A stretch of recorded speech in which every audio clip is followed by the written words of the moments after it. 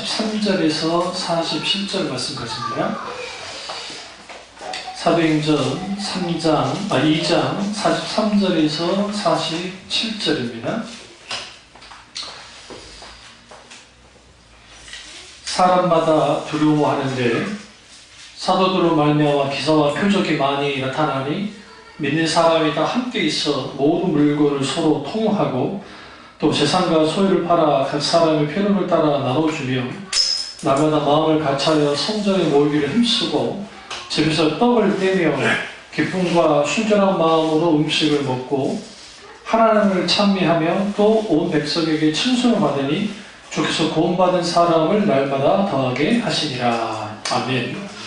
말씀 제목은 원래의 기독교회, 그러니까 오리지널 처치, 본래의 기독교회에 대해서 오늘 말씀드리도록 하겠습니다.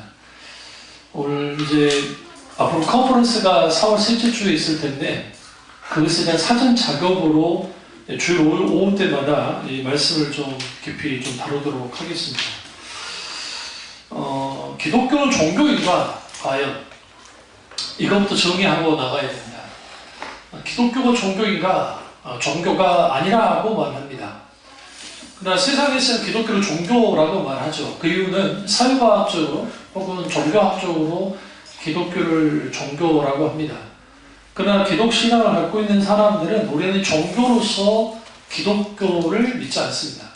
만약에 종교로서 기독교를 믿게 되어지면 모든 신앙의 형태는 종교적일 거예요.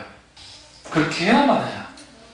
세상의 모든 종교는 왜 태어났느냐? 두려움 때문에 태어났습니다. 그러니까 인간이 아주 강한 존재 같지만 약한 존재예요. 이 뭉쳐 살지 않으면 안 될 만큼 약한 존재입니다.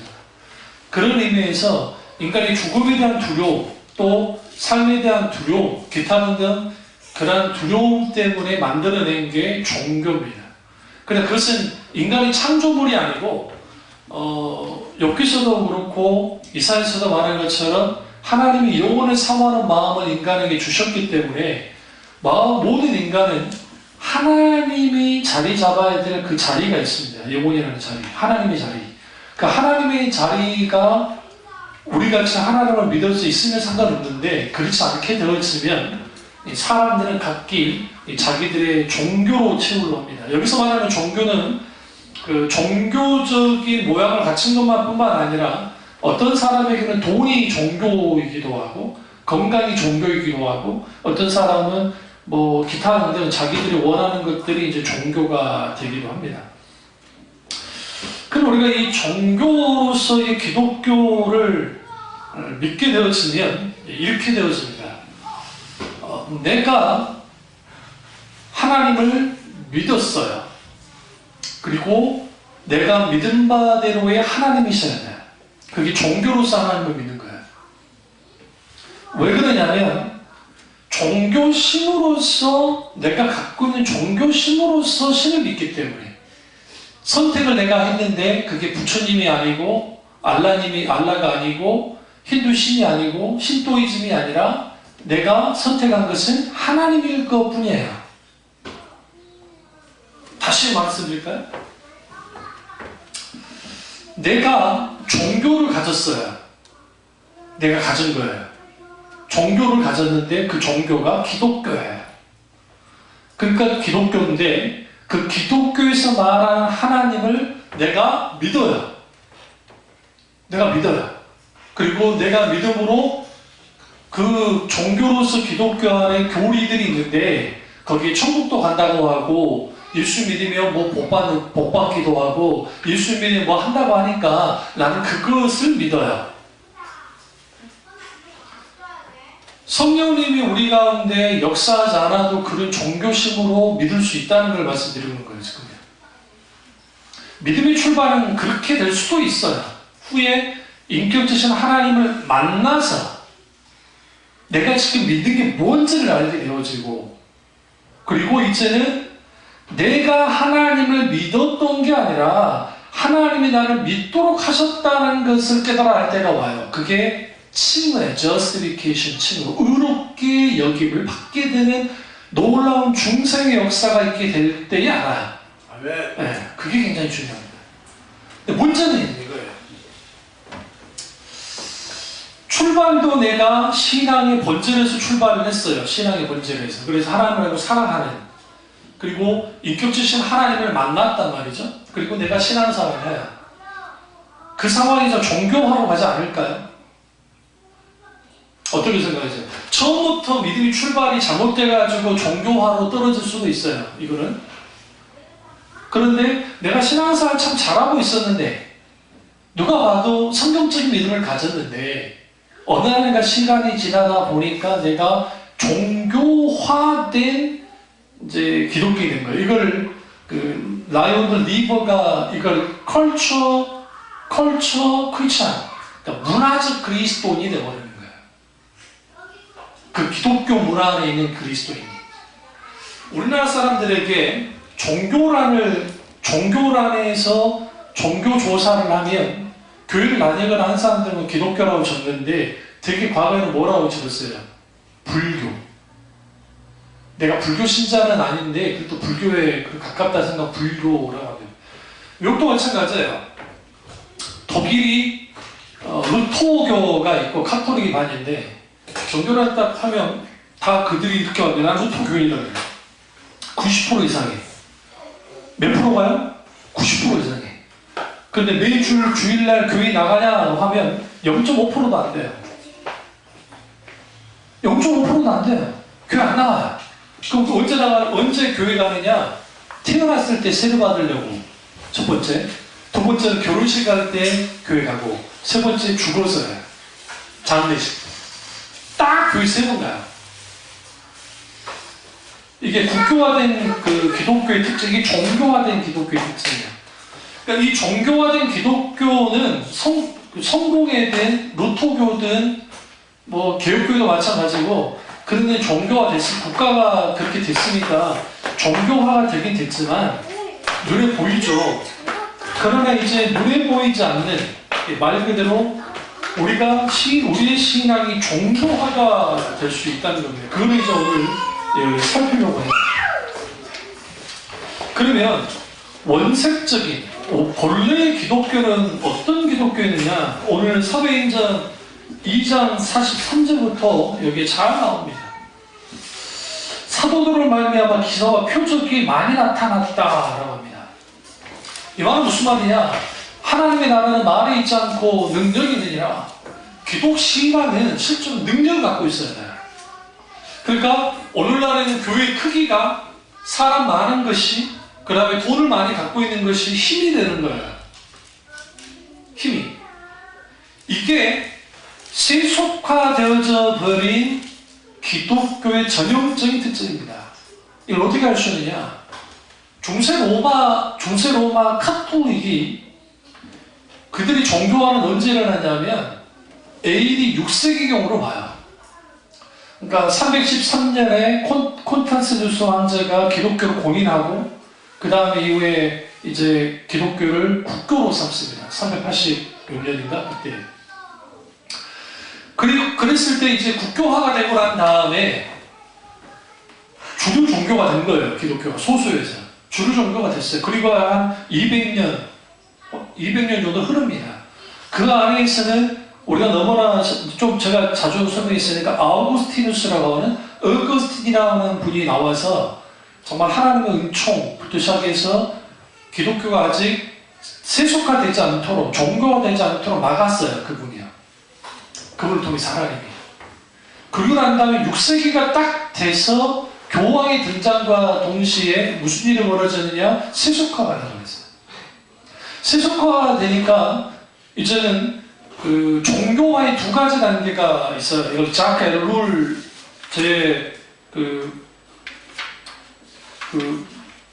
저의 그 사상에 영향을 많이 준 분인데, 이분은 프랑스 신학자이고 프랑스 분이에요. 그리고 사회 비평 같은 자크 엘룰이 이렇게 말합니다. 종교심은 궁극적 진리를 증거로 삼는다고 하지만 정확히 말해 궁극 이전의 것을 준거로 삼고 있다.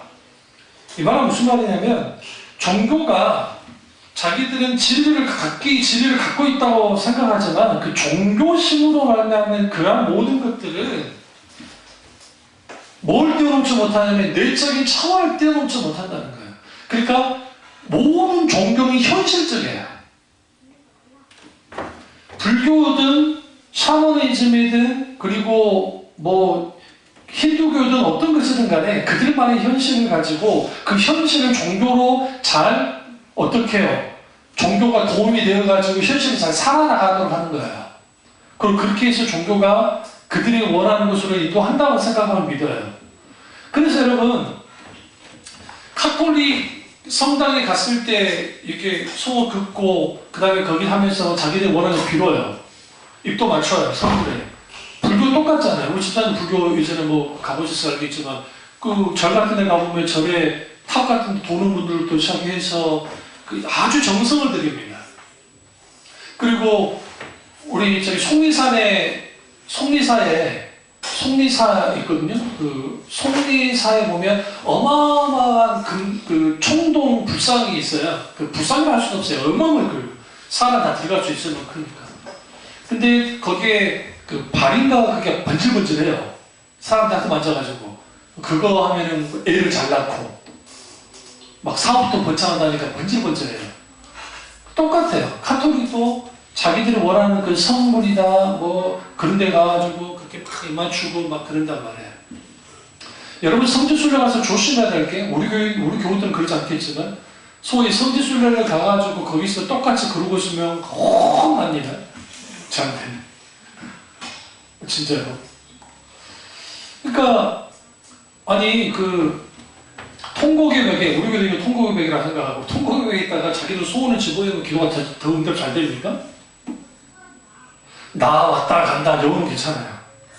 나 왔다 간다 그거는 괜찮은데 뭐 그게 소원 연다고 되는 거예요? 그게 종교심이에요. 초창기 초대교회 교회는 그런 모습이 전혀 없어요. 잘 들으세요.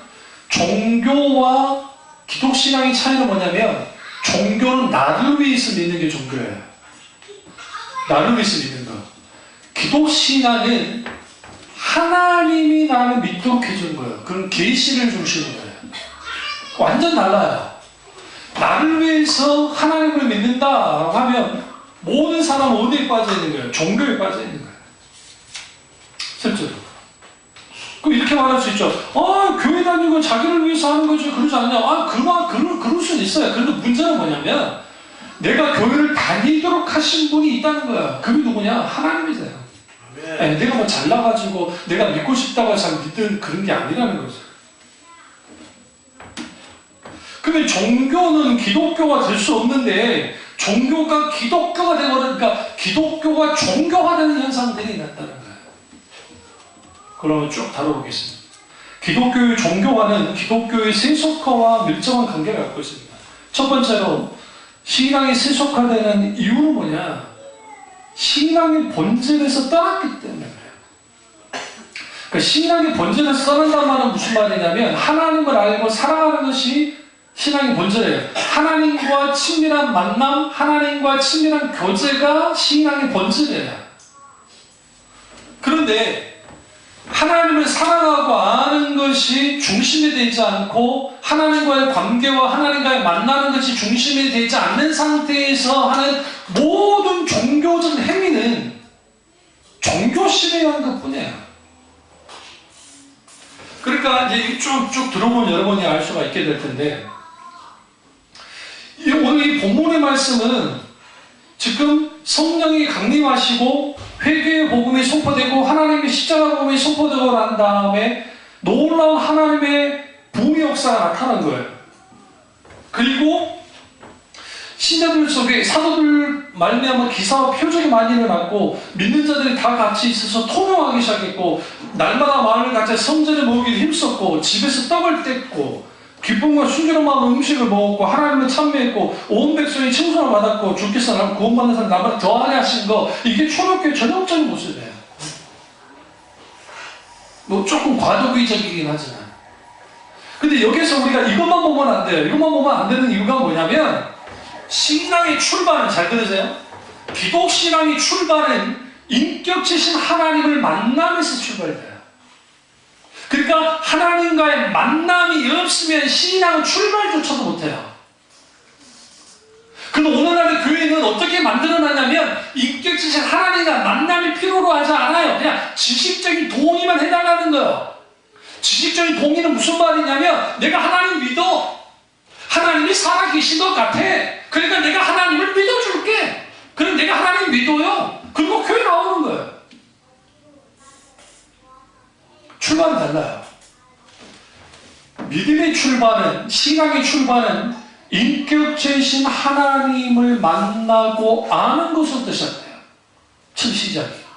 그래야 종교화된 믿음을 갖잖아요. 그 종교화된 믿음을 가지면 여러분 종교심은 얼마나 강하냐면 우리나라 황룡사지 뭐 10층 탑부터 시작해서 우리나라 탑을 너무 쉽게 생각하는 게 있어요. 에게 우리는 피라미드도 못 만들었어. 아니요 여러분 피라미드 못 만들긴 했는데 우리 돌이 그렇게 많지 않잖아요. 우리도 돌 많았으면 그렇게 만들었을 거예요. 아 진짜로 우리 민족이 못할 민족이 여러분 고인돌이 어느 나라에 제일 많아요? 우리나라. 세계에서 제일 많아요 고인돌이. 저기 어디 고창인가 어딘가 고인돌 그 박물관이 있잖아요. 그 고인돌 우리나라에 제일 많아요. 그래서 그 고고학자들이 고인돌 조사하러 우리나라 와요. 다른 데 안 가요. 너무 많기 때문에. 대단한 거죠. 근데 그런 석탑, 즉 익산이 이제 원래 백제의 또 하나의 도읍이었었는데 거기가 이제 불타가지고 없어지긴 했지만 그 왕궁토를 그 고고학자들이, 그러니까 사학자들이 보다가 충격을 받는 거예요. 왜 충격을 받느냐면 어마어마해요. 어마어마해요. 그러니까 지금 전라도 충청도만 백제잖아요. 그 다음에 굳이 생각해보면 그저께 작은 나라에서 그 어마어마한 건물들과 어마어마한 그 탑들이 다 사라지긴 했지만 불타가지고 했지만 그 어마어마한 거 종교심은 그런 일도 이루네요. 그 말씀 드리려고 하는 거예요. 종교심은 여러분 바티칸에 있는 성베드로 성당을 보시면 그게 아마 우리나라 돈으로 수조가 있어야 될걸요? 그거 다 만들려면? 수조가 뭐예요? 수십조가 되면 안 될 수가 있어요. 지난번에. 어마어마한 대리석으로 다 해놨기 때문에 그 엄청난 큰 일들을 중국에 가보면 중국의 당나라 때 만드는 와불상이 아니라 그 불상이 있는데 그 불상이 산이에요. 산 하나가 불상으로 깎아냈어요. 그 수백 년에 걸쳐서 종교심으로 그런 걸 만들어낼 수 있어요. 피라미드 종교심으로 멕시코인 피라미드에다 종교심으로 다 만들어냈어요. 종교심은 인간이 원하는 신을 인간이 추구할 때 만들어내요. 그러니까 나를 위해서 만드는 거예요. 왜 그러면 피라미드나 이런 걸 만들어내느냐? 자기들의 불신을 더 혹은 신앙심을 더 강하게 내음을 통해서 다른 나라와 전쟁을 하거나 싸울 때 이기고 싶어 한 거예요. 그래서 여러분 우리나라 같으면 삼국시대가 있죠. 고구려 백제 신라 뭐 가야는 놔두더라도 그러면 고구려 백제 신라가 고구려는 소수령왕 때 불교가 들어왔고 이후에 이제 불교가 삼국의 대표적인 불교가 되잖아요. 그럼 생각해보세요. 종교심에서 불교가 들어왔는데 종교잖아요. 종교로서 불교가. 근데 여러분 불국사 가보신 분? 불국사. 예.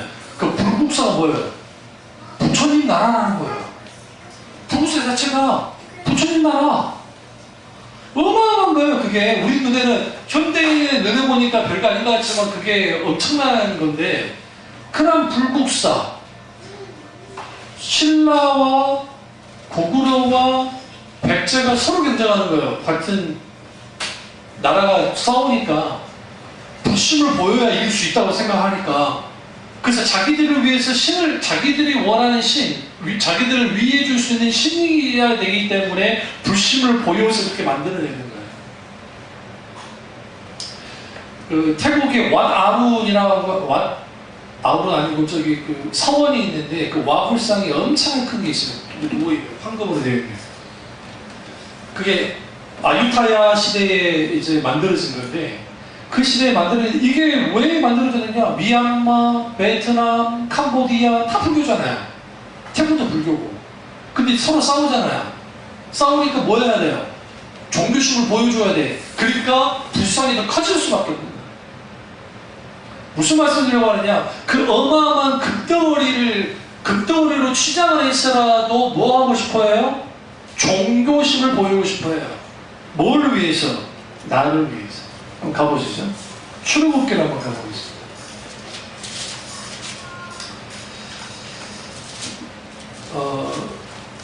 출애굽기 저번에도 한번 봤었는데,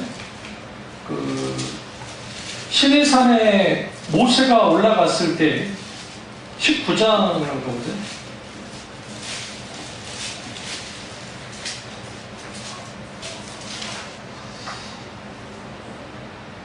19장이 아닌가요? 모세가 늦게 내려옵니다. 내려오진 않는 거예요. 내려오지 않으니까 그들이 이제 두려워 떨어요. 그러자 그들이 무슨 일을 하냐면 이 금송아지를 만드는 거예요. 저번에 제가 같이 말씀 봤는데 갑자기 생각이 나요. 32장 네, 맞네요. 23절에 보시면 그들이 내게 말하기를 우리를 위하여 우리를 인도할 신을 만들라. 이 모세 곧 우리를 애굽 땅에서 인도하여 낸 사람은 어찌 되었는지 알 수 없노라 하기에, 누구를 위하여 만들어달라 했어요? 우리를 위하여. 여기서는 이 금송아지는 우상이 아니에요. 하나님이라고 한 거예요. 이들이요. 만들어 놓고.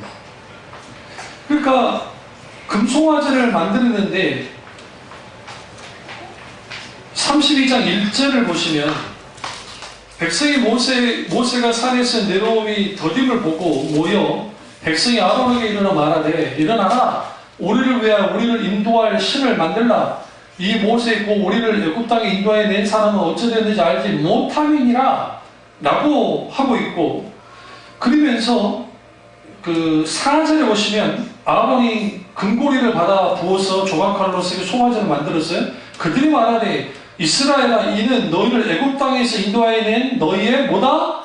신이로다 하는지라. 여호와의 신앙이, 야훼 신앙이 종교화되는 과정을 여기서 좀 보여주고 있는 거예요. 그럼 이 금송아지는 누구예요? 이들이 말하는 금송아지는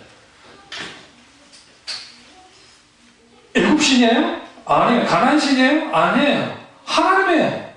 그들이 지금 하나님이라고 생각하는 거죠. 하나님이라고. 이들이 이집트에서 인도에 낸 너희의 신이다 하는 게 뭐예요? 이집트에서 하나님 인도에 내렸잖아요. 그러니까 하나님이라는 거예요. 그러면서 무슨 일을 하냐면 7절을 보시면 여호와께서 모세에게 이르시되 너는 내려가라. 내가 애굽 땅에서 인도하여 낸 내 백성이 부패하였도다. 그들이 내가 그들에게 명하기를 속기 떠나 자기를 위하여 송아지를 부어 만들고, 뭐를 위하여? 자기들을 위하여. 그것을 뭐 했어요? 첫 번째, 예배하며 그것에게 제물을 드리며 말하기를 이스라엘은 너희를 애굽 땅에서 인도해 낸 너희 신이라 하였도다 하고 하나님이 이 백성의 목이 뻣뻣하다 라고 주님이 9절에 말씀합니다. 그리고 하나님이 진멸하겠다고 말씀하세요. 그런데 이들이 여기에서 이것만 했느냐? 그렇지 않습니다. 이들이 여기에서 그러니까 소위 이방신을 믿는 식의 그런 식의 종교적인 행동들을 해요. 쭉 읽어보시면. 왜 그렇게 하느냐? 이거예요. 기독신앙이 종교화되면 나는 성경에서 하나님을 믿는다고 하지만 내가 만들어낸 하나님을 믿게 돼요. 내가 원하는 하나님을 믿게 돼요. 그러니까 이비박씨 같은 사람들이 장로임에도 불구하고 왜 그런 일을 벌이느냐, 그리고 그것이 잘못했다고 하지 않느냐, 그 사람에게 있어서 최우선순위는 하나님이 아니라 권력, 명예, 돈이기 때문에. 그게 우자인 거예요. 우리는 그렇지 않느냐? 우리도 그럴 수 있어요. 그분만의 문제가 아니에요. 우리 문제일 수 있어요. 그러면 종교는, 다시 말하지만 종교는 나를 위해 하나님을 믿는 게 종교화된 기독신앙이에요. 무슨 말 아시죠? 그러면 성경에서 말하는 신앙은 뭐냐? 계시, 나를 부르신 하나님으로 말미암아 믿는 게 기독신앙이에요. 아멘. 네. 그래서 high his calling이라는 단어를 쓰는데 이게 뭐냐면 높으신 부르심, 하나님의 이 높으신 부르심을 우리는 성령의 조명 속에서 하나님과의 만남을 통해 우리는 깨달아 알아야 돼요. 어떤 애들이 종교화된 기독교를 갔냐면 어릴 때부터 기독교 문화 안에 자라나온 아이들이에요. 그게 목사 자식, 권사 자식, 집사 자식 누구든 간에 그 친구들은 교회 문화 가운데 자라나왔기 때문에 그래서 익숙해요. 근데 문제가 있어요. 인격체이신 하나님을 만나지 않으면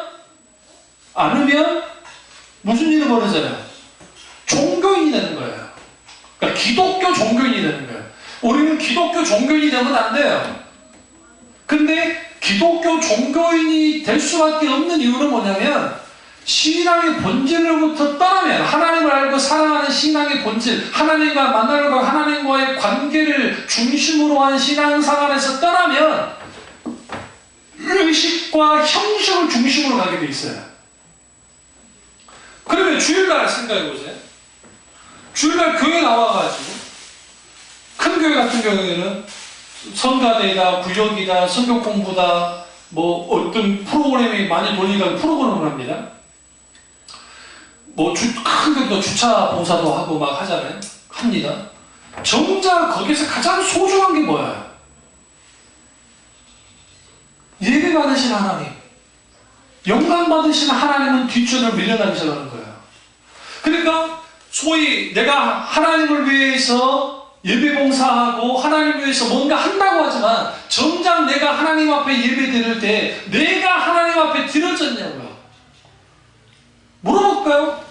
하나님, 오늘 어떤 예배 나로 인해서 받기를 원하세요? 기도해본 적 있으세요? 여러분은 예배 드릴 때마다 그런 기도를 해야 돼요. 하나님 앞에. 그렇게 나와야 돼요. 하나님, 내가 오늘 어떻게 예배 드리기 원하세요? 그런데 오늘날 한국교회 11시 예배 딱 되면 동시적으로 땅땅땅 사도신경하고 순서 푹 따라가가지고 거기서 순서에 맞춰서 예배 드리고 목사님 설교하고 그 다음에 축도하고 아멘하고 그 다음에 스타교체 나누고 그리고 흩어져요.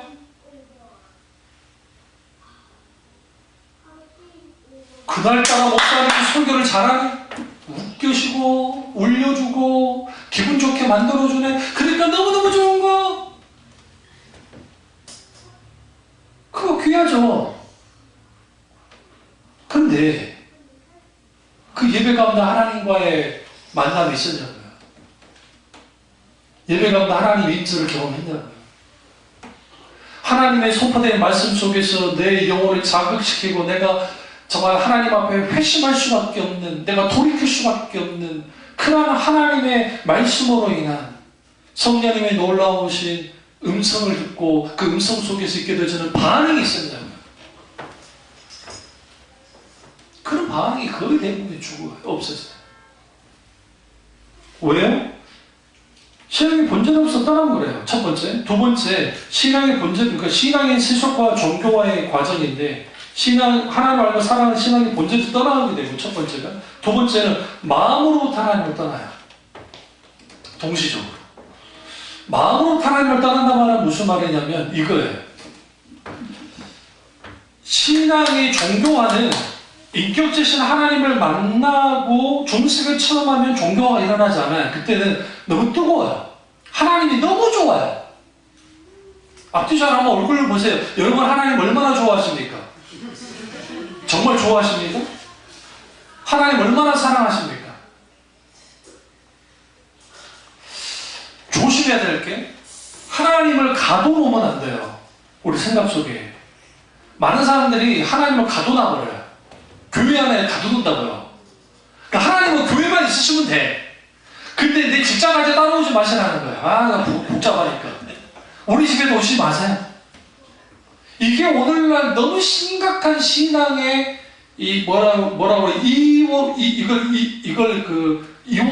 이원화 혹은 이분법이라고 그러는데 이게 딱 나눠져 버린 거야. 문제는 오늘날 교회 안에도 하나님이 계시잖아요. 목사 무슨 말이세요? 하나님으로서 예배 드리는데 하나님께 예배드리는데 뭔 그런 인간적인 프로그램이 그렇게 많이 들어가나요? 어떤 교회는 광고만 하는데 15분, 20분 걸려요. 그 시간에 목사님 설교를 더 할 수 있도록 늘려주는 거예요. 어떤 교회는 헌금하잖아요. 헌금하면 대형교회는 못해요. 초등교회 같은 건 못하고 이제 교회가 한 4,500명 되는 그 정도 되는 교회 혹은 1,000명 가까이도 그렇고 그러면 헌금 딱 하잖아요. 그러면 헌금하신 분들 이름을 일일이 불러요. 왜 부른 줄 아세요? 한국 사람들은 불러주는 거 좋아해요. 일단 낸 사람들은 좋아해요. 헌금을 낸 사람들은 좋아한다니까요. 내 이름 불러주니까 나는 이거 내고 있어. 근데 이게 아무 이름도 안 했네. 이거 안 하는구나 하면서 이제 우월해지는 거예요. 반대편에는 헌금을 안 하는 사람들이 할 수밖에 없어요. 괜히 창피해. 괜히 좀 뭐라 그런 것 같아. 그러니까 그 헌금 이름 일일이 불러주고 감사 내용 일일이 불러주고 하는데 10분에서 15분이 돼요. 그러면 여러분 생각해보세요. 광고에 약 한 10분 그 다음에 이거 하는데 한 15분에 15분 25분이잖아요. 그게 또 성가대 찬양하면 한 5분에서 10분 네? 설교 20분이면 돼요. 20분 25분이면 끝장나는 거예요. 그걸로 끝나요. 그걸로. 그러니까 그런 식으로 왜 신앙생활을 하게 되느냐. 마음으로부터 하나님을 떠나게 되어지면 내가 하나님 앞에 예배드리는 나의 태도가 달라져요. 어떻게 달라지느냐. 과거에는 예배에 대한 기대감을 가졌었고 오늘 하나님이 내게 어떤 말씀하실지에 대한 사모함이 있었고 그리고 내가 하나님을 기쁘시게 하기를 원한다 하는 열망함이 있고 또 하나는 내가 하나님의 긍휼을 구해요. 하나님 내가 너무너무 할아버지의 긍휼이 필요합니다. 은혜 베풀어 주세요. 하나님 은혜만을 구해서 나오게 돼 있어요. 그게 사라져요. 이걸 뭐라고 하냐. 전문적인 용어로 신앙의 익숙함의 함정에 빠지는 거예요. 신앙의 익숙함의 함정에 왜 빠지느냐. 그 이유는 마음으로부터 하나님을 떠나게 되는 결정적 이유가 있어요. 다들. 첫 번째는 게으름이에요. 게으름. 두 번째는 영혼의 실증이에요. 이건 다 제가 다뤘어요. 그러니까 영혼의 실증이 먼저 그 다음에 게으름이 두 번째인데 영혼의 실증은 이제는 하나님에 대한 식상함이 생기는 거예요. 신앙생활 오래 하다 보면 여러분 어떤 교회를 가도 1년 한 2년 정도 돼도 그 교회 분위기는 다 익숙해져요. 그럼 왜 신앙의 익숙함의 함정에 빠지냐면 날마다 새롭고 늘 새로우신 성실하신 하나님과의 교제, 하나님을 묵상함으로 만나는 일들 쭉 이런 놀라운 일들이 우리 가운데 일어나야 되는데 그걸 하지 않는 거예요. 왜 하지 않냐면 우리의 영혼은 기본적으로 하나님을 사랑하는 것보다 하나님을 갈망하는 것보다 세상 걸 더 사랑하고 세상 걸 더 원하게 돼 있어요. 그러다 보면 틈이 생겨요. 어떤 틈이 생기냐면 하나님께 예배드림에 대한 틈이 생기는데 어떤 식으로 되어지냐면 과거에는 내가 하나님 앞에 시간을 내어서 일일이 예배 드렸던 사람이 예배에 대해서 서서히 등한하기 시작하는 거예요. 왜? 마음으로부터 하나님을 떠났기 때문에. 그리고 영적인 게으름에 빠져서 하나님 말씀을 읽었던 사람이 말씀을 읽지 않기 시작해요. 소개 말씀을 들었던 사람이 듣지 않기 시작해요. 하나님 앞에 기도했던 사람이 기도하지 않기 시작해요. 그러면서 영혼의 깊은 그 게으름이 이제 구체적인 행동으로서 나타나기 때문에 그러다 보면 의식과 형식조차도 뭐하지 않느냐 하지 않기 시작합니다. 그러면 추구하는 건 딱 하나예요. 평안함을 추구해요. 이 말씀은 참 가슴 아픈 말인데 제가 꼭 해야 되겠네요. 강영한 교수님이라고 서강대 철학과 교수님이신 장로님이세요. 장로님이신데 오늘날 기독교 청년 대학생들을 모아놓고 강의를 하셨어요. 하시고 이제 주림응답하고 같이 이제 멘토와의 상담이 있어가지고 이제 상담을 하는데 이걸 발견하셨대요. 친구 어느 교회 다녀? 그러면 이제 여자 남자 상관없이 우리나라의 초등교회 다니면 당당하게 나 사랑의 교회 다닙니다. 나 온누리 교회 다닙니다. 나 저기 뭐 예를 들어 주님의 교회 다닙니다. 뭐 어떤 교회 다닙니다. 그런데 근데 걔 중에 몇 명이 쭈삣쭈삣한데 쭈삣쭈삣 왜 그러나? 그러니까 어느 교회 다니는데 저요 그냥 동네 교회 다녀요. 동네 교회. 근데 그 생각이 딱 드시더래요. 우리 동네 슈퍼 가면 슈퍼 가서 물건 사면 검정 봉다리 주죠. 검정 봉다리 들고 왔다 갔다 하는 그런 모습이 생각이 나요. 그리고 초대인 교회는 아주 시설 좋은 대형 마트 혹은 백화점 같은 그런 교회 그때 한탄했다는 거예요. 물었다잖아요. 그 동료교회가 무슨 교회냐? 그러니까 이제 그 센스 있는 어떤 자매 하나가 그 교회 이름이 동네교회인가 봐요. 그러니까 그 교회 이름이 동네교회는 아니고 여러분에게 어느 교회 다니는데 참빛중앙교회라고 당당하게 말씀하십니까? 아멘. 아이고 할렐루야 박수 한번 치세요. 그래야 돼요. 정말 그래야 돼요. 교세를 얼마나 냅니까? 물어서 뭐 하게요? 그냥 아담합니다. 그래요. 그냥 아담합니다. 라오디가 교회가 수만 명이 모였는데 여러분 교회도 사라지는 거 아십니까? 북한의 산정교회 공산화돼가지고 사라져버렸어요. 그러니까 교회는 이 땅에서 사라지지 않는다고 말하는 것은 무형의 교회를 말해요. 그러니까 무형의 교회란 말은 무슨 말이냐면 예수님 피값으로 사신 교회, 이런 보이지 않는 교회예요. 그래서 무형의 교회라는 표현을 쓰고 유형의 교회는 지교회예요. 지교회. 지금 예루살렘에 예루살렘 교회가 있습니까? 없잖아요. 역사 지나고 난 다음에.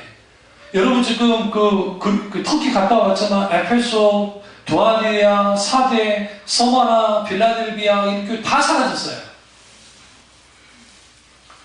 그러니까 영국에도 우리나라보다 훨씬 큰 교회들이 많았는데 그 교회 중에 상당수가 사라졌어요.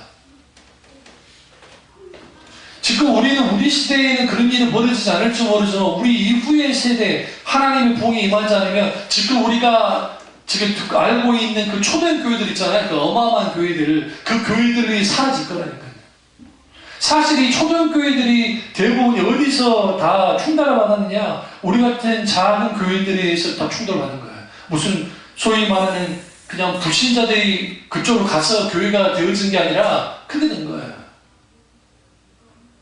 그러니까 지옥교회는 다 죽어버렸죠. 지옥교회는. 소위 말하는 종교 유통 같은 그런 구조가 생겨버린 거예요. 생겨버린 거예요. 그러니까 거기에 종교 소비하는데 막 열정을 다해요. 그러니까 그들의 구매에 맞게 모든 프로그램과 모든 것을 다 해줘요. 왜? 그들은 인적 자원과 물적 자원과 이 자원이 넘쳐나기 때문에 충분히 해줘요. 그럼 사람들은 그 안에서 막 하니까 좋아요. 근데 문제가 있어요. 뭐가 문제가 있냐면 신앙은 하나님과 1대1의 관계 속에서 하나님과의 친밀한 교제를 나누면서 내 신앙이 계속적으로 하나님을 알아가고 또 알아가는 것이 신앙의 본질이에요. 그러니까 신앙은 그거예요. 하나님 알아가는 거예요. 죽을 때까지. 근데 그게 종교 생활로 가버리는 거예요. 어떤 생활로 가냐면 교회 안에서 어떤 뭐 남성교회, 여성교회 무슨 뭐 기도회 활동하는 데만 다니면서 신앙생활을 해요. 점점 물어보면 하나님은 누구십니까? 예수님 누구신가요? 성령은 누구십니까? 대답하지 못한 거예요. How to live? 우리는 어떻게 살아야 됩니까? 나는 누구입니까? Who am I? 난 누구입니까? 대답해 주냐고요. 그런 소리 들어보셨어요? 물론 우리는 했어요. 여러분이 기억 못했을 뿐이지. 또 할 거예요. 그 소리. 그런 소리. 그러니까 그러면 왜 그 근원적인 것에 대해서 다루지 못하느냐면 오늘날 원하는 종교상이 있어요. 하나님상이. 그건 뭐냐면 자기들이 필요할 때 슈퍼맨으로 우리에게 찾아봐 주시는 거예요. 이걸 슈퍼맨 증후군이라고 하는데, 하나님이 내게 슈퍼맨이셔야 돼요. 그 대신 가까이 하기는 멀은 당신이 되셔야 돼요. 너무 가까우면 부담스럽대잖아요. 부담스러우니까 일정한 거리를 두고. 그래서 나는 나대로 살고 하나님은 하나님대로 있다가 내가 필요할 때 슉 날아가 주는 거예요. 그게 슈퍼맨이죠. 그러니까 하나님은 슈퍼맨이기를 원해요. 그게 거기에다가 뭘 집어넣냐면 본용주의와 적극적인 사고방식과 그런 것들을 집어넣고, 하나님의 능력이 하나님이고 하나님은 대단한 분이시기 때문에 우리 안에는 창조주의 DNA가 있어서 우리가 할 수 있다, 할 수 있다, 믿음으로 할 수 있다, 믿으면 할 수 있다는 것을 가지고 나아가면 못할 일이 없고, 우리는 복을 누리고, 우리는 여기에서 행복해지고, 우리 건강은 회복되어지고, 우리는 정말 즐겁게 승리하면서 살아갈 수 있다고 가르치는 거야. 얼마나 신나요? 그런데 초대교회에 그런 설교가 있었냐고요? 없어요. 원색적인 설교밖에 없어요. 여름교회 김나주 목사님 설교를 들어보세요. 여러분 정말 여러분 들어보시면 어떤 생각이 드냐면, 이 양반은 한 소리 또 하고 한 소리 또 하고, 응? 재미없게 그런 것 같다는 느낌을 받아요. 근데 거기에는 뭘 담고 있냐면 십자가 부분을 그게 깊이 담은 거예요. 생명은 거기에 있어요. 그러니까 휘황찬란한 막 언어로 막 하는 데 있잖아요. 마음으로부터 하나님을 떠나게 되면, 잘 들으세요? 방향이, 내 방향이, 내가 하나님을 향했던 방향이 서서히 자신과 세상을 향하게 돼요. 근데 사람들을 감지 잘 못해요. 처음에는. 본인도 몰라요. 어느 시점에 습관적인 신앙의 상태에 빠진 나의 모습을 보고 알아요. 근데 그때 늦으면 이미 늦어버렸어요. 늦었다는 것은 진짜 늦었다는 게 아니라 거기로부터 다시 신앙의 본질로 돌아가기까지 너무 힘들어요. 돌아가기까지. 세 번째는 하나님과의 관계보다는 의식과 형식에 몰입하게 됩니다. 이게 문제예요. 그러니까 의식과 형식에 몰입한다는 것은 그 의식과 형식만을 잘하면 신앙생활을 잘한 것처럼 생각해요. 그러니까 한국교회에서 믿음 좋은 사람 하면 이거예요. 헌금 잘하고 교회 예배에 빠지지 않고 봉사 열심히 하고 뭔가 하는 사람이 믿음 좋은 사람이에요. 물론 믿음 좋은 사람이 그렇게 해. 그런데 정말 믿음이 좋아서 하느냐? 아니요. 거기는 여러 유형이 있어요. 어떤 사람은 복받기 위해서 열심히 해요. 또 어떤 사람은 기질이 있는 사람이 있어요. 정말 부지런한 사람들. 자기 기질에 맞아가지고 그렇게 하는 사람이 있고, 세 번째는 자기 종교적 의를 의지하기 때문에 자기 의를 드러내야 돼. 내가 이것 때문에 사람한테 칭찬받아야 돼. 인정받아야 돼. 그러니까 사람한테 인정받고 사람한테 칭찬받기 위해서 그렇게 하는 사람들이 있어요. 그러니까 이러한 것들은 신앙이 좋다 안 좋다의 기준일 수가 없는 게, 신앙이 좋다 안 좋다의 기준은 열매로 하는 거예요. 열매로. 그 사람이 어떤 신앙의 열매를 맺고 있는가. 그러니까 아무리 그러니까 이런 말 하잖아요. 한국교회 교인들만큼 입이 살아있는 사람도 없다고. 입으로는 다 잘해. 말로는 다 잘해. 응? 그러니까 물에 빠지면 입만 둥둥 뜰 거라 그러잖아요. 기독교인들이. 그런 일들이 오늘날 교육 가운데 있어요. 그러면 왜 의식과 형식에 집중할까요? 본질이 사라진 거예요. 그러니까 하나님의 임재를 경험한 적도 없고, 오늘날의 사람들한테 물어보시오. 여러분들 한번 조심해야 될 게, 우리가 예배 드리면서 하나님 경험을 얼마나 했습니까? 요 근래 말씀으로 인한 뜨거움이 있었나요? 깨달음이 있었나요? 찬양하는 중에 하나님이 우리를 찾아오셔서 우리의 마음을 만져주시던가요? 아버지의 마음에 부어지던가요? 아니면 그 예배 속에서 찾아와서 우리에게 속삭이신 하나님 음성을 들은 적이 있습니까? 없어지니까 뭘 만들어 놓느냐? 인위적인 장치를 만드는 거예요. 그게 카톨릭이 스테인드 글라스에 저희들 말씀드려요. 여러분 다른 데 가지 마시고 명동에 한번 놀러 가실 일 있으면 그냥 볼리브로 있으시면 명동에 명동 성당 한번 가보세요. 가셔서 한번 그 안에 딱 들어가 보세요. 다른 데 들어가는 것보다 해 지기 직전에 햇빛이 이렇게 쭉 들어오잖아요. 그게 하나님 계셔요. 진짜 멋있어요. 진짜로요. 거기에다가 그 그리고리 찬트 단순율 음악을 쫙 틀어놓으면 그 누가 들어가도 그래요. 그러니까 여러분 그런 말 안 하던가요? 그 연예인들이 그 유럽의 성당, 큰 성당 같은 좋은 성당, 그러니까 잘 지어진 성당들에 딱 들어가고 그 안에서 그 경건미를 막 느낀다는 거예요. 그러면 절에서는 안 느낍니까? 아니요. 대웅전 가보세요. 대웅전. 우리는 절을 밖에서 보니까 그러는데 실제로 대웅전 안에 딱 들어가서 그 건물이 압도하면 아세요? 외국인들이 충격받는 게 뭐냐면 그 불교 템플스테이나 할 때 이제 들어가잖아요. 들어가 보면 어느 절은 대웅전이 제일 크니까요. 근데 대웅전 안에 딱 들어가면 나무로 어떻게 그렇게 만들 수 있는 거예요? 자기도 모르는 그날 압도됨을 느껴요. 그게 태국이나 그런 데 막 섬 같은 데 보면 어마어마하게 크잖아요. 굉장히 커요. 그러니까 그 안에 딱 들어가 보면 그냥 신심이 그냥 발휘되는 거야. 신심이. 네? 그게 뭐가 주는 효과야? 공간이 주는 효과야. 공간이. 하나님이 주는 게 아니고. 여러분, 예루살렘 성전의 크기가 얼마나 될 것 같으세요? 여러분 생각에. 시스티나 성당을 가봤어요? 안 가봤구나. 아유, 정말. 혼나버리네. 가봤을 거예요. 그 시스티나 성당이 그 예루살렘 성전 크기가 똑같아요. 그러니까 만들 때 크기를 똑같이 만들었어요. 거기에서 이제 콘클레베 하잖아요. 그 교황 선출하는데. 근데 우리가 믿는 하나님이 그 임재하셨던 그 성전이 크기가 웬만한 성들보다도 정말 작아요. 그러니까 우리는 착각을 하는 거예요. 구약의 성전이 얼마나 클 거라 생각해요. 근데 그렇지 않아요. 평수로 따지면 어느 정도 평수가 되냐면 한 65평 될까요? 65평에 높이가 높아서 그렇지 높으니까 크게 느껴질 뿐이지 그렇게 크지 않아요.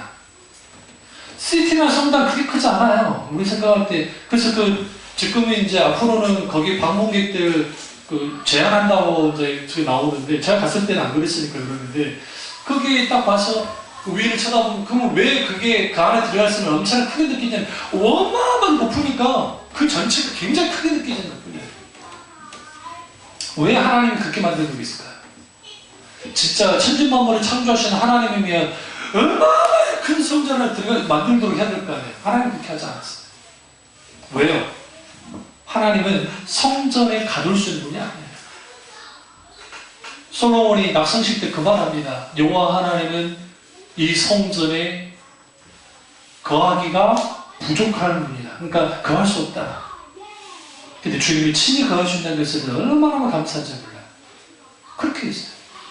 그러니까 우리가 조심해야 될 게 뭐냐면 신앙이 세속화되고 종교화되어지면 의식과 형식이 몰입하게 되고, 그러니까 의식과 형식이 몰입하게 되면 의식과 형식이 중심이 되는 거예요. 그리고 거기 안에 있는 게 없어져요. 이때가 놀라운 게 있어요. 이게 제 말이 아니고 이 부분에 대해서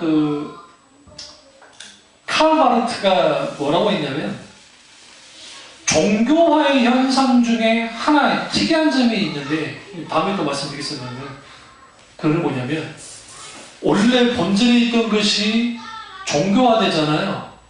숫자가 폭발적으로 늘어난다. 한국교회가 숫자가 폭발적으로 늘어났죠. 그 폭발적으로 늘어나는 그 배경 안에는 신앙의 본질을 계속 유지하고 나아가면 거기에 깎여져 나가는 게 많잖아요. 그러니까 진리의 말씀으로 깎여지고 거기에 막 그러니까 사람들이 넓은 길이 아니고 좁은 길이기 때문에 많이 오지 않아요. 근데 신앙이 종교화가 딱 되면 누구든지 웰컴이 되는 거예요. 누구든지 들어올 수 있는 것이 돼요. 그러니까 그렇게 되어지니까 숫자적으로 확 늘어나요. 그때 무슨 생각을 하냐면 우리는 이제 대단해졌다 생각합니다. 그리고 곧장 있는 게 뭐냐면 쇠락의 길이라는 거예요. 그러면서 뭐가 사라지냐? 의식과 형식이 사라져요. 우리 권사님이 젊은 시절에 신앙생활 하실 때에 그 시대에는 의식과 형식이 아주 강했습니다. 어느 때보다. 저는 기억해요.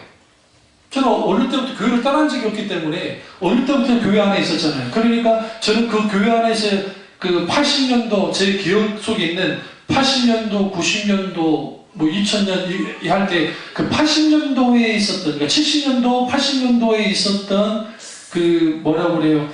그 신앙의 의식과 형식은 엄청나게 강했어요. 어느 정도이냐면 저희는 그러니까 초등학교 애들, 유치부 애들이 다 새벽 기도를 했어요. 새벽 기도를. 애들은 일찍 일어날 수 없기 때문에 6시 반에 했어요. 6시 반에. 그러니까 1부 예배에 4시, 그 다음에 5시 2부 새벽 기도, 그 다음에 6시나 6시 반 사이에 그 일을 해요. 그게 했다니까요. 금 받으려고. 그때 금반지 준다고 그랬거든요. 목사님이. 그러니까 그렇게 열정이 있었어요. 오늘날에 이따만한 금교 준다고는 할 줄은 모르지만 금반지 준다고 사실 않을걸요. 그것도 24K면 안 되고 24K가 좋은 건가요? 아 미안해. 16K. 네, 16K. 네. 그러니까 그렇게 되면 종교화가 되면 의식과 형식을 중요시 여기는 것이 있다가 이후에 그 의식과 형식마저도 사라져요. 아주 이게 무서운 거예요. 그리고 이제 네 번째는 뭐냐면 마음이 나눠져요. 하나님을 향한 마음과 세상을 향한 마음이 이렇게 쫙 갈라져요. 대나무잎이 갈라지듯이.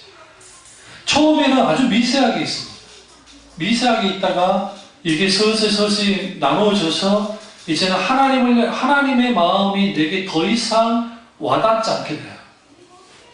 그러니까 여러분 예배 드릴 때, 기도할 때, 찬양할 때, 여러분 대기수도 마찬가지고, 뭐 직장 현장 마찬가지고, 하나님의 마음이 부어지면 달라요. 찬양이 달라지고, 기도가 달라지고, 말씀이 달라지고, 이게 다 달라져요. 그게 성령의 놀라운 역사 속에 있게 되어지는 거예요. 그런데 내가 세상에 더 한 걸음씩 나가기 시작하고, 과거에는 하나님과의 만남이, 하나님과의 했던 것들이 즐겁고 좋았는데, 이제는 도깨비 드라마나 태양의 후예 드라마나 그런 드라마님께서 나의 선한 목자 되셔서 드라마나 나의 선한 목자신 내게 부족함이 없으리로다. 그가 나를 푸른 초장으로 인도해 주시고 나를 TV 앞에서 껄껄대게 하신도다. 뭐 그렇게 하는 거예요. 아니면 예전에는 그랬는데 나이가 좀 먹으니까 찬송가보다는 뽕짜기도 좋아지기 시작하는 거예요. 궁짜 응? 사랑은 아무나 사랑은 아무나 그런 노래들. 그러면서 자연스럽게 나도 모르게 하나님이 주신 기쁨보다는 하나님이 주신 그 놀라운 은혜보다는 다른 걸로 살아가려고. 그러니까 그 공허함을 메꾸기 위해서 사람들이 여행을 하든 아니면 뭐 레포츠를 즐기든 스포츠를 빠지든 아니면 자기만의 그 취미를 하든 막 그 자체 나쁘다는 건 아닌데 문제는 뭐냐면 그런 공허함이 이게 그대로 다 채워지느냐 채워지지 않는다. 우리가 믿는 하나님을 어떻게 좀 믿으셔야 되냐면 좀 영어를 좀 쓰겠습니다. 다이나믹하입니다. 다이나믹하게 우리가 말하는 무슨 말이냐면 하나님은 일편 좀 죄송한데 하나님은 아주 개구장이 같은 분이에요. 어이 목사님이 이제 미쳤구나 신성모독을 하는 거야. 그게 아니라 하나님은 아주 활동적인 분이세요.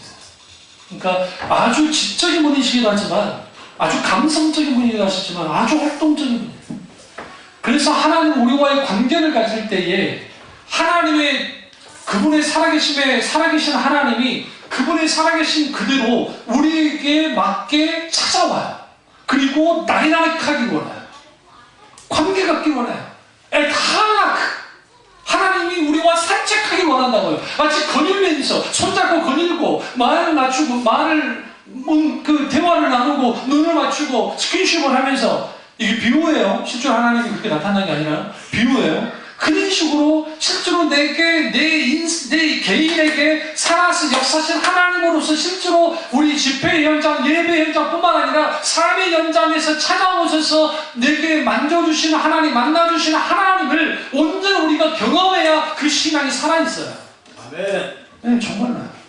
교회에서만 하나님은 살아있고 교회 밖에 하나님 죽었나? 놀랄 너무나 많은 사람들이 교회 안에서는 하나님 살아있는 것 같은데 교회 밖에 죽어있는 것 같고, 성경 속에는 하나님이 살아계신 것 같은데 성경 밖에는 하나님이 살아계시지 않는 것 같아요.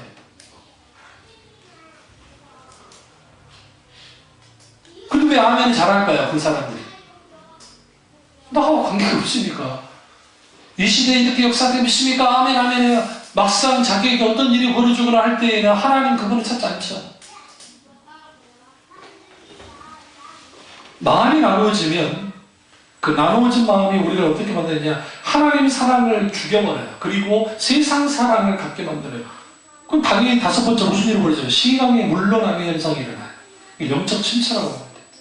신앙의 물러남의 현상이 일어나면 급격하게 이제는 우리는 어떻게 되어지냐면 이제 이거예요.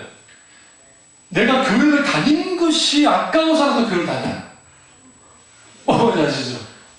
그냥 1, 2년 믿으면 그만둬버렸는데, 이거 내가 오랫동안 예수를 믿었는데, 이런 생각이 드는 거예요. 어떤 생각이 드냐면, 천국이 있다고 하는데, 혹은 지옥이 있을 수도 있다고 하는데, 혹시 지옥이 있으면 어떡하지? 라는 생각. 그래서 종교를 못 다녀요.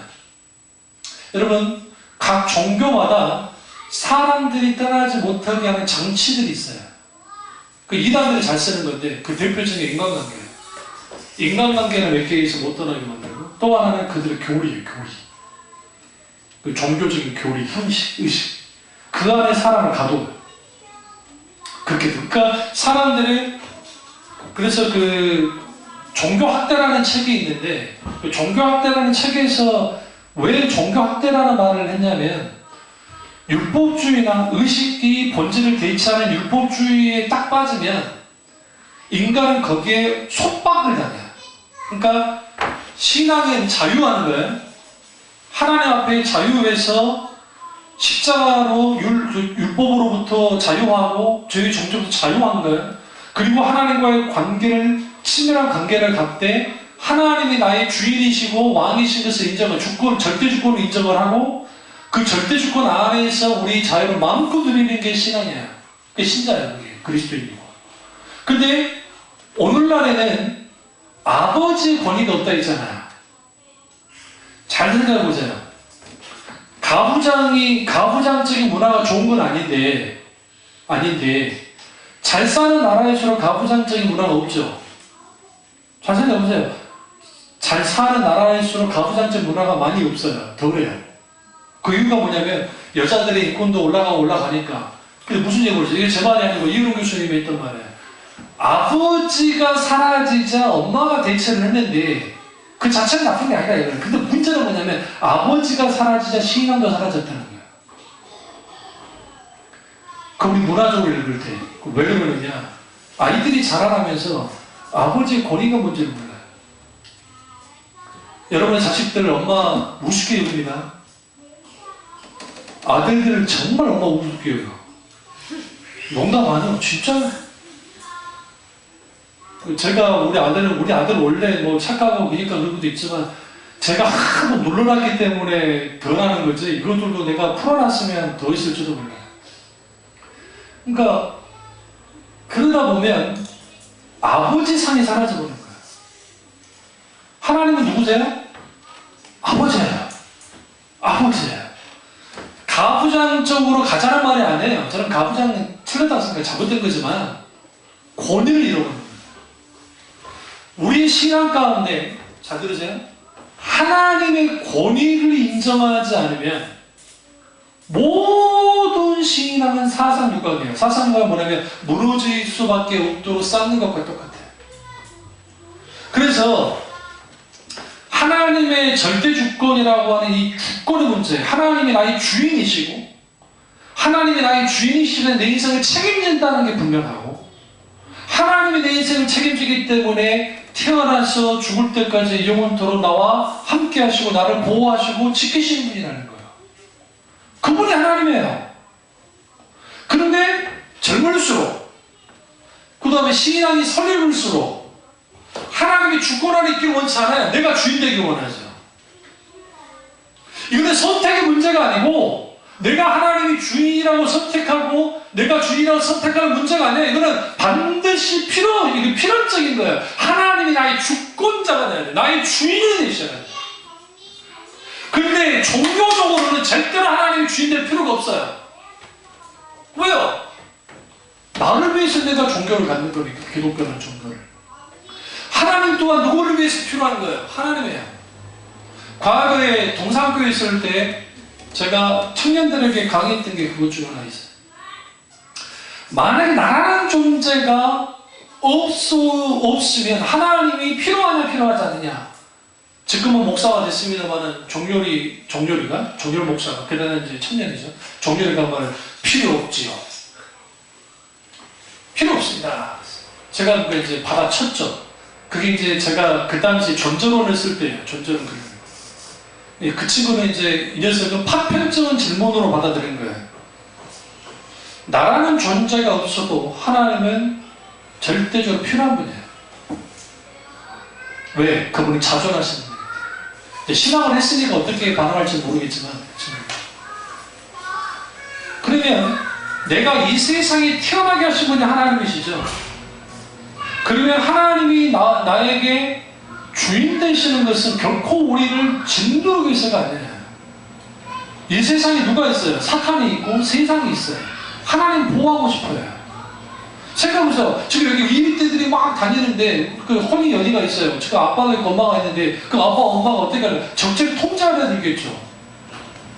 우리나라에서 가슴 아픈 일 있었잖아요. 어린이 대공원에서 하마한테 물려 죽은 애 떨어져가지고.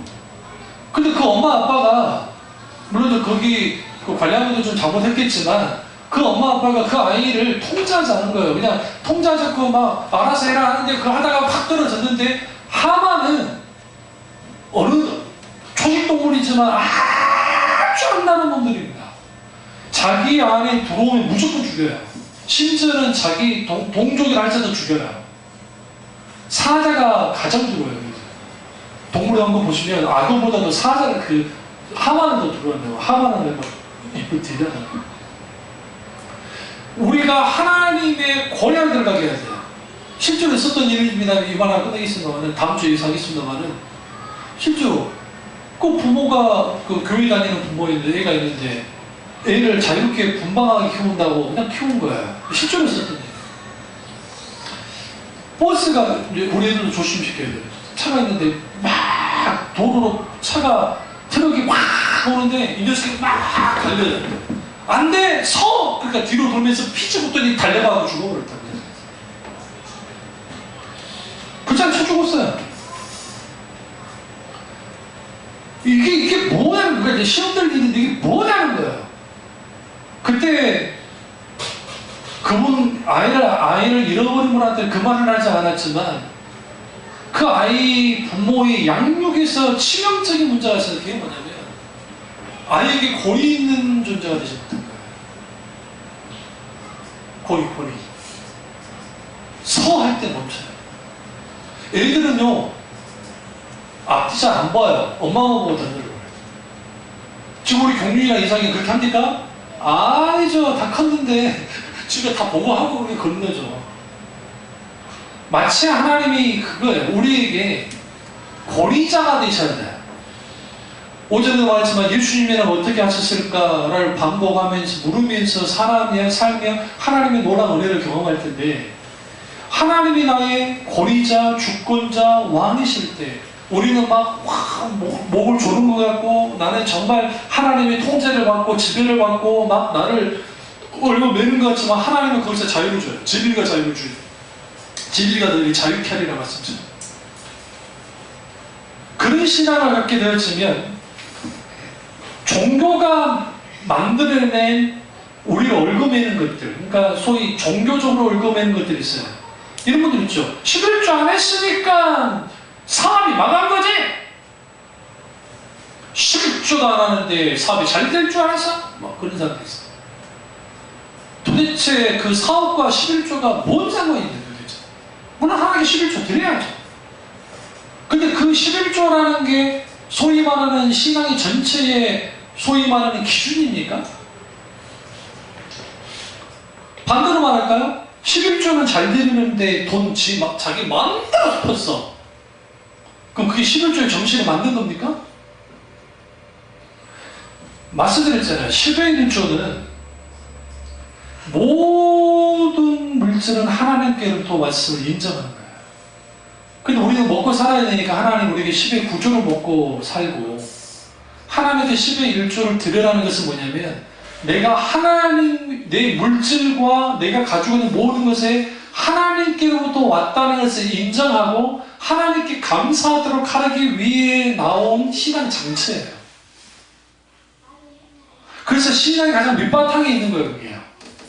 근데 그거 아주 중요한 거지만 그렇다고 어떤 사람이 사업이 망했는데 11조 했어? 11조 안 하니까 망한 거예요. 그래버리면 도대체 그 11조가 그러면 그 사람의 그 신앙의 절대적인 기준이 되는 겁니까? 그게 종교화된 신앙의 특징이에요. 종교화된. 종교화가 되면 자기들의 규칙과 형식과 의식을 막 만들어내요. 그리고 그 안에다가 그 공식을, 신앙 공식을 만들어가지고 그 신앙 공식대로 하면 신앙생활을 잘하는 것이고 신앙 공식대로 하면 은혜 받고 신앙 공식대로 하면 응답도 받고 신앙 뭐뭐 하면 된다. 그런 식의 신앙을 성경에서 언제 받았냐고요. 한번 읽어보세요. 그 잘못된 신앙 공식에 대해서 다음번 다루도록 하겠습니다. 다음 주에 이어서 설명하겠습니다. 기도하겠습니다.